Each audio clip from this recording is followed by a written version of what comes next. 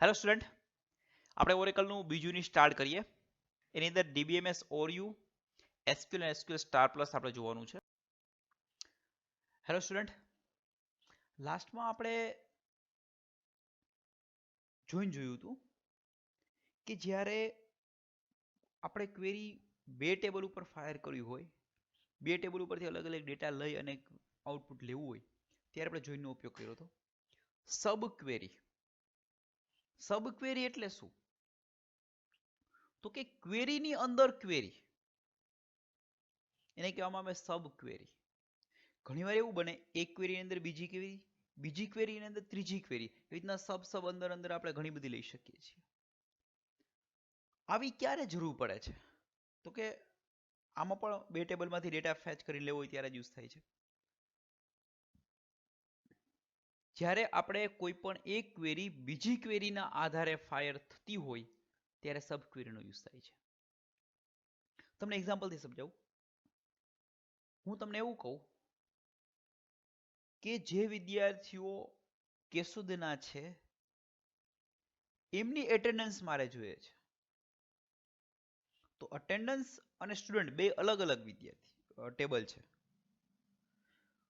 હવે તમારે અટેન્ડન્સ જોવા માટે પહેલા સ્ટુડન્ટના ટેબલમાં જવું પડશે. સ્ટુડન્ટના ટેબલમાં જઈ ત્યાંથી એવા લોકોના નામ લઈ આવવા પડશે, એવા લોકોના રોલ નંબર લઈ આવવા પડશે કે જેનું સિટી કેશોદ હોય. એવા રોલ નંબર લઈ આવી અને એ રોલ નંબર આપણે અટેન્ડન્સ ટેબલમાં ચેક કરવાના કે ભાઈ આ રોલ નંબર કેટલા છે એ અલગ કરો અને પછી એની એટેન્ડન્સ ચેક કરો. તો આ રીતના પેલી ક્વેરી બીજા ટેબલમાં ફાયર થશે, એનું જે આઉટપુટ આવે આ ક્વેરીની અંદર આપણે આપશું. તો આ રીતના એક ક્વેરીની અંડરમાં બીજી ક્વેરી કામ કરતી હશે, અથવા તો એક ક્વેરીનું આઉટપુટ જે છે બીજા ક્વેરીમાં કન્ડિશનમાં જતું હોય ત્યારે આપણે સબ ક્વેરી યુઝ કરવાનું થાય. A subquery is a query within a query. ક્વેરીની અંદર query. You can create subqueries within your SQL statement. આપણે SQL સ્ટેટમેન્ટમાં જ સબક્વેરી આપવાની છે. જેમ સિલેક્ટનું કમાન્ડ લખતા હતા એમાં જ સબક્વેરી આવશે. These subqueries can reside in the where clause. હંમેશા માટે સબક્વેરી where clauseમાં જશે.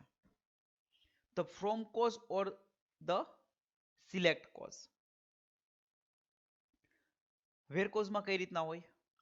The subquery will be found in the where clause. These subquery are also called nested query. મોટાભાગની ક્વેરીઓ where clauseમાં હોય છે.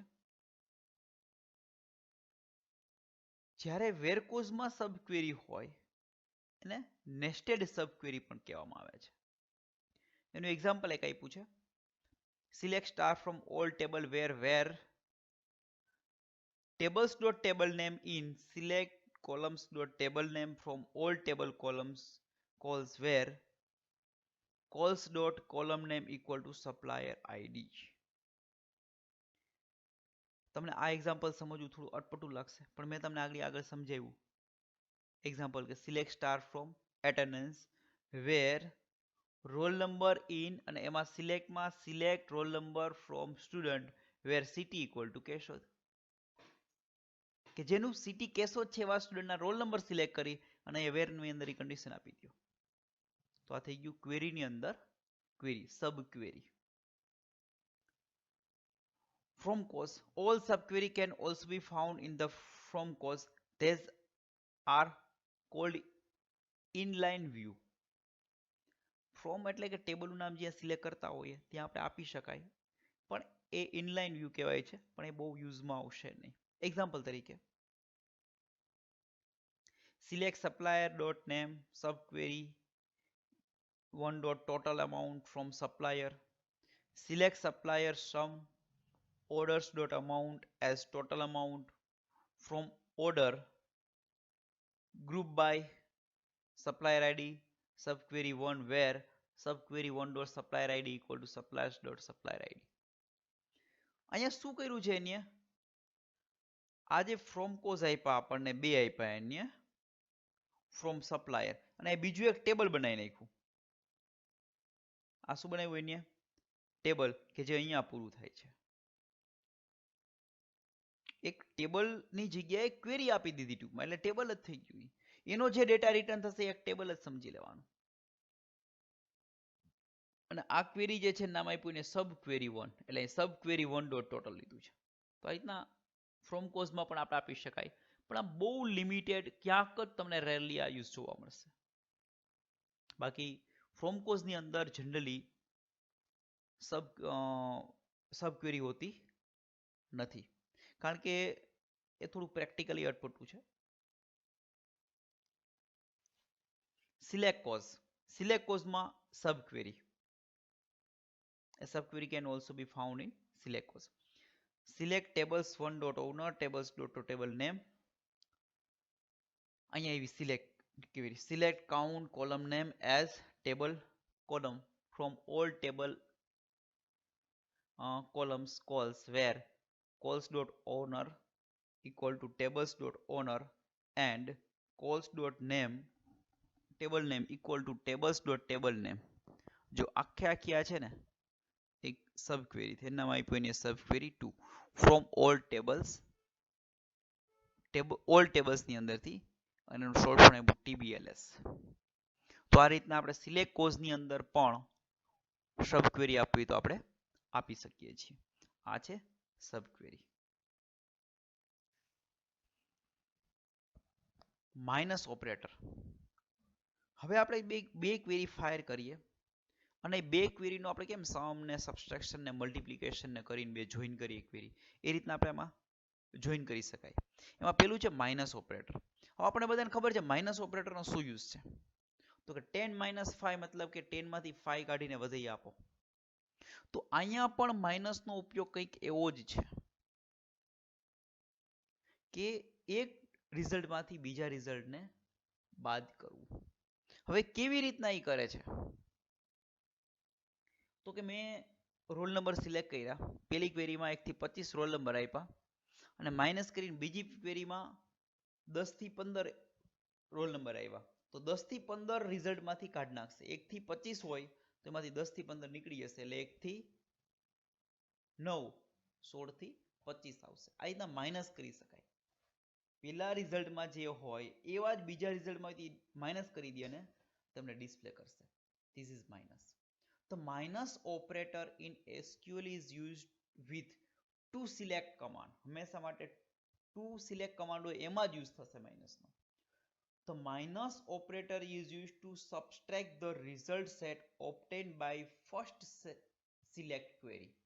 પેલી સિલેક્ટ ક્વેરી દ્વારા જે પણ કઈ રિઝલ્ટ તમારે આવ્યું છે એના અંદરથી સબટ્રેક્ટ કરે છે. શું? From the result set obtained by second select query. પેલા જે સિલેક્ટ ક્વેરી દ્વારા જે પણ કાંઈ રિઝલ્ટ આવ્યું છે એ રિઝલ્ટને સબટ્રેક્ટ કરે છે સેકન્ડ સિલેક્ટ ક્વેરીના રિઝલ્ટ દ્વારા. સિન્ટેક્સ આપી છે સિલેક્ટ કોલમ 1 કોલમ 2 એના column n from table name where condition minus select column 1 column 2 column n from table name where condition. તો આ રીતના એક ક્વેરીમાંથી બીજી ક્વેરી આપણે સબટ્રેક્ટ કર્યું હોય ત્યારે આપણે માઇનસ ઓપરેટરનો ઉપયોગ કરીએ છીએ.